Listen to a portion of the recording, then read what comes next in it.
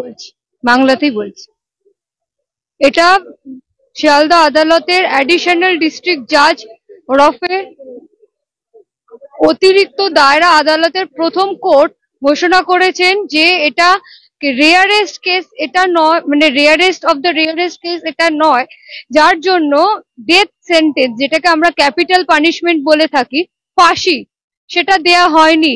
এবং ওনাকে যে সেকশন গুলোতে বিএনএস ভারতীয় ন্যায় সংহিতার যে সেকশন গুলোতে ওনাকে দেয়া হয়েছে, ওনাকে পানিশমেন্ট শাস্তি দেয়া হয়েছে, সেটা হচ্ছে 66, যেটা হচ্ছে ধর্ষণের জন্য পানিশমেন্ট।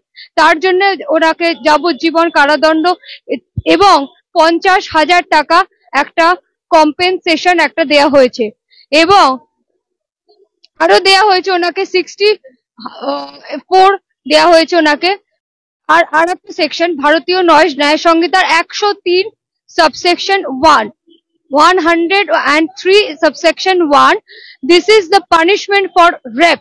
এবং সেক্ষেত্রে ওনাকে আমৃত্যু, মানে till the death she will be in the custody. এবং এর সাথে সাথে ভিকটিমের পরিবারকে 10+7 টোটাল 17 লাখ টাকা কম্পেনসেশন হিসাবে দিতে হবে। ওইটা স্টেট দেবে ওনার পক্ষে। এবার ওনার যদি লিগাল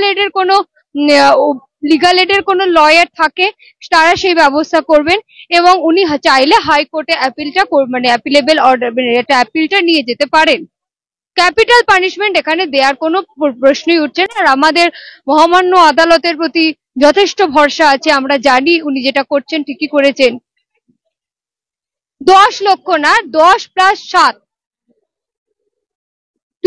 মিলিয়ে অ্যামালগামেট 17 লাখ ওটা দিতে হবে। এবং উনি লিগাল এডের পক্ষ নিতে পারেন লয়ার খোঁজার জন্য। লিগাল এড আপনারা হয়তো জেনে থাকতে পারেন, না জানলেও বলে রাখছি, লিগাল এডে অনেকে যায় যারা ফিনান্সিয়ালি একটু ডাউন আছে, তাদের জন্য লয়ার হায়ার করবার জন্য ওরা লিগাল এডে শরণাপন্ন হন। এবং সে সঞ্জনা চাইলে, if she wishes, then she can go and help the legal aid lawyer, go and hire the legal aid lawyer, otherwise no. দর্শক বন্ধুরা, এতক্ষণ আপনারা শিয়ালদা আদালত থেকে সরাসরি সঞ্জয়ের যে রায় ঘোষণা হলো সেই সম্বন্ধে আপনারা জানলেন। এবার আপনাদের নির্যাতিতার পরিবার অর্থাৎ অভয়ার মা বাবা কি জানালেন, সমস্ত তথ্যটা আপনাদের বিস্তারিত জানাবো। অবশ্যই আপনারা প্রতিবেদনটার সাথে থাকবেন এবং চ্যানেলে প্রথমবার এসে থাকলে নিয়মিত আপডেটগুলো পাওয়ার জন্য আমাদের পাশে থাকবেন, অর্থাৎ চ্যানেলটা সাবস্ক্রাইব করবেন। নির্যাতিতার বাবা বলেন, আমরা এখনো বিচার পাইনি, বিচারের প্রথম ধাপ পার করলাম মাত্র। বিচার পাওয়ার প্ল্যাটফর্ম তৈরি করে দিলেন বিচারপতি। উনি যা ভালো মনে করেছেন তাই করেছেন। মহিলা চিকিৎসকের ধর্ষণ এবং তার খুনের জন্য তার পরিবারকে মোট 17 লক্ষ টাকা ক্ষতিপূরণ দেওয়ার জন্য রাজ্য সরকারকে নির্দেশ দিয়েছে আদালত, যেটা আপনারা দেখলেন। নির্যাতিতার বাবা মা আদালতের ভিতরেই জানিয়ে দিয়েছিলেন তিনি ক্ষতিপূরণ নিতে চান না। বাইরে তিনি বলেন, আমরা ক্ষতিপূরণ নেব না। বিচারককে বলেন, অর্থাৎ তারপরে বাইরে গিয়ে আবার বলে দর্শককে এবং সংবাদ মাধ্যমে যে বিচারককে আমরা বলেছি রাজ্য সরকার যে 17 লক্ষ টাকা দিচ্ছে সেটা আমরা নেব না। আমরা তো এভাবে টাকা নিতে পারি না এবং মেয়েকে বিক্রি করতে পারি না, এটাই তিনি জানাচ্ছেন। তাই টাকা নিতে পারবে না অভয়ের মা বাবা, এমনটাই কিন্তু আবেদন দাবি করেছে। এবং প্রকৃত অপরাধী শাস্তি পেলে তাদের মেয়ের যে আত্মা, সে আত্মা শান্তি পাবে, এটাও তিনারা কিন্তু দাবি করলেন, যেটা খুব একটা গুরুত্বপূর্ণ বিষয়। এবার নির্যাতিতার মায়ের কথা, আমি মনে করি এটা বিরলের মধ্যে বিরলতম ঘটনা। প্রকৃত দোষী ধরা পড়ুক, তাহলেই আমরা খুশি হব। সঞ্জয়ের ফাঁসি চেয়েছিলেন নির্যাতিতার মা।